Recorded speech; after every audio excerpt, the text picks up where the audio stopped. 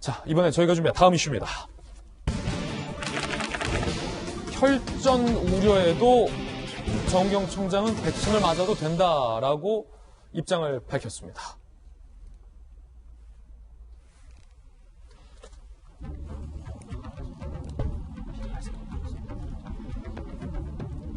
아스트라제네카 백신 접종자에게 혈전이 잇따라 발견됐습니다. 지금까지 2건.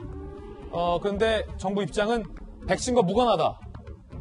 요양병원 입원 환자 60대 여성 A씨, 아스트라제네카 백신 접종 8일 후 사망을 했습니다. 사인은 흡인성 폐렴 급성 심극경색 판단. 부검자료 논의 과정에서 혈전 발생이 보고됐다. 혈전은 혈관 속에서 피가 굳어서 생긴 덩어리. 보건당국, 사망자 장기간 기저질환이 있었다. 백신과 인과관계는 없다. 혈전, 백신과 무관하게 자주 접하게 된 혈전이다. 자, 정은경 청장은 혈전 우려에도 불구하고 맞아도 된다라고 얘기했습니다.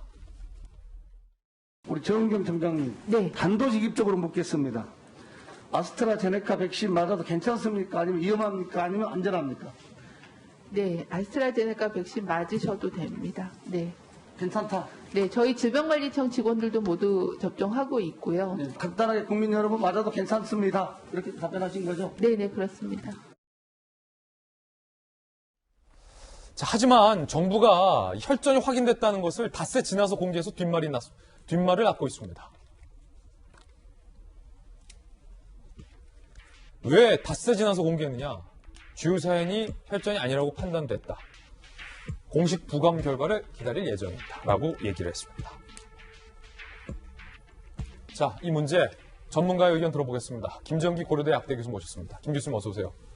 몇 가지 묻고 싶은 게 많습니다. 자, 이 문제는 우리들이 우리 부모님에게 아스트라제네카 백신 접종을 권고해도 되느냐, 이게 선택에 있어서 중요한 문제라고 생각합니다. 유럽에서 아스트라제네카를 맞은 사람들에게 혈전 증상이 다수 발견이 돼서 한때 유럽에서는 아스트라제네카 백신 접종이 중단돼야 되는 건 아니냐라는 움직임도 있었고, 유럽 질병청에서는 아스트라제네카 때문에 그런 건 아닌 것이다 라는 어떤 중간 결과가 현재 나와 있긴 합니다만, 국내에서 지금 들어온 뉴스 속보까지 합치면 2명에게 아스트라제네카 백신 접종 후 혈전 이상 반응이 신고가 됐는데, 자, 일단 교수님, 네. 혈전이 뭡니까? 앞서 앵커께서 간단하게 말씀하신 것처럼, 그러니까 혈액이 덩어리를 져서 굳은 상태다라고 보시면 되는데, 혈액이 굳으면 안 되잖아요. 흘러야지. 네네. 그러니까 이게 이 혈관에서 어떤 손상 부위가 있을 경우에 여기에서 혈액이, 그러니까 피가 응어리를 지면서 붓는 현상이 발생을 하게 됩니다. 그러면 혈전이 뭐 뇌혈관이나 심혈관에 막히면 큰일 나는 거 아닙니까? 그러니까 보통은 이렇게 해서 주로 발생하는 부위가 심장에서 먼 부위, 그리고 하지 심부정맥이라고 하거든요. 여기에 주로 이제 혈전이 발생을 하는데, 그렇군요. 혈전에 의해서 중요한 거는 이제 색전이 발생을 해요. 그 덩어리가 일부가 떨어져 나오면서 혈액을 타고 돌다가 특정 장기에 가서 혈액 공급을 막게 되면 그게 굉장히 급성으로 심각한 상황을 발생시킬 수가 있죠. 말씀하신 것처럼 뇌혈관 쪽으로 관련이 되면 이게 뇌졸중이 발생할 수 있고, 급성으로 사망하는 케이스의 대부분이 또 이제 폐 쪽으로 가면서 폐색전증을 발생을 시키거든요. 그래서 더군다나 또 심장도 마찬가지고요. 그래서 이런 부분들이 실제로 위험할 수도 있다, 이렇게는 보고 있습니다. 정은경 청장은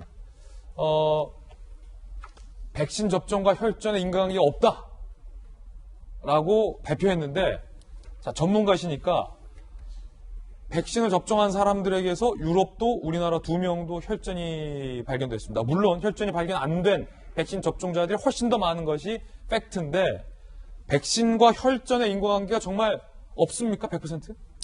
100% 없다라고 단정지어서 얘기하기는 좀 그렇다, 이렇게는 보고 있습니다. 가능성은 좀 그렇다가 이게 무슨 뜻이에요? 가능성을 완전히 배제할 수는 없다, 이렇게는 보고 있는데, 우리가 이제 가능성을 이제 조사를 할 때 여러 가지 객관적인 사실을 가지고 검토를 하게 되거든요. 근데 지금 뭐 유럽 쪽에서도 그렇고 우리나라에서도 그렇고 이 부분이 명확하게 백신 접종과의 인과성이 확인이 안 됐습니다. 근데 이런 경우에는 보통은 백신 접종 후에 나타난 이상 반응에 있어서 직접적인 연관성이 없다 이렇게 판명이 나거든요. 그래서 지금 같은 경우에도 실제로 객관적인 어떤 데이터상으로 직접적인 연관성 고리를 찾지 못했다 이렇게 보시면 될 것 같은데 보통 혈전이 발생하는 대표적인 요인들이 몇 가지가 있습니다. 그래서 그러니까 흡연을 한다든가 그럼 피가 끈적끈적해지면서 이런 현상이 좀 가속화될 수가 있고요.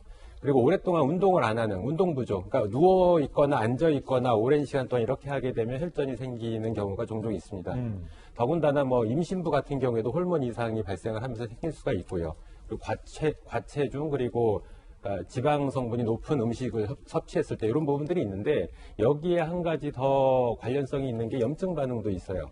그러니까 염증 반응이라고 하는 게 이제 면역 반응 중에 하나이기 때문에 그러니까 백신 접종도 면역 반응을 유도를 하잖아요. 그러니까 완전히 가능성이 없다라고 이렇게 단정지어 얘기하기는 좀 어려운 부분이 있다. 하지만 객관적인 지표들이 이 혈전증이라고 하는 게 일반적으로 많이 생기는 질환 중에 하나거든요. 그렇군요. 그러니까 인구 10만 명당 한 평균적으로 전 세계적으로 한 100명 정도가 발생을 하는데 물론 미국이나 유럽 같은 경우에는 우리나라보다는 훨씬 더 높은 비율로 발생을 합니다. 뭐 식습관 등 여러 가지 요인이 있어서 어찌됐든 간에 이게 흔히 발생하는 질환 중에 하나다 보니까 이게 특이적인 질환 같은 경우에는 백신 접종에서 발생을 했을 때 보다 그러니까 명확하게 밝힐 가능성이 좀 상대적으로 높은데 지금처럼 일반적으로 발생하는 질환인 경우에는 인과관계 찾기는 상당히 힘들 거다 이렇게는 보고 있습니다. 그렇군요.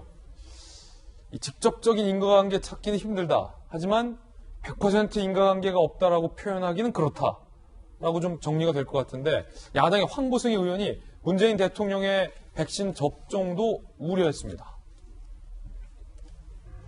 황보승 의원, 대통령에게만 혈전 부작용이 비껴가라는 법이 없고 대통령이 접종했다고 안전하다는 법도 없다. 적어도 유럽 의약청 조사 결과가 나오기 전까지 우리도 65세 이상 접종의 잠정 중단 검토를 요구한다라는 주장을 했는데 대통령이 이제 곧 아스트라제네카 접종하겠다라고 계획을 밝혔는데 김 교수님께서 보시기에는 대통령 내외가 아스트라제네카 접종을 맞아도 된다고 보십니까?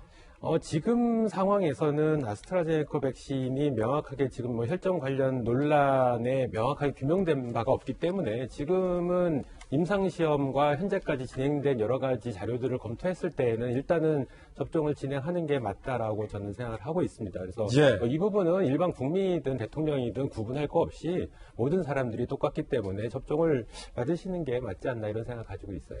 알겠습니다.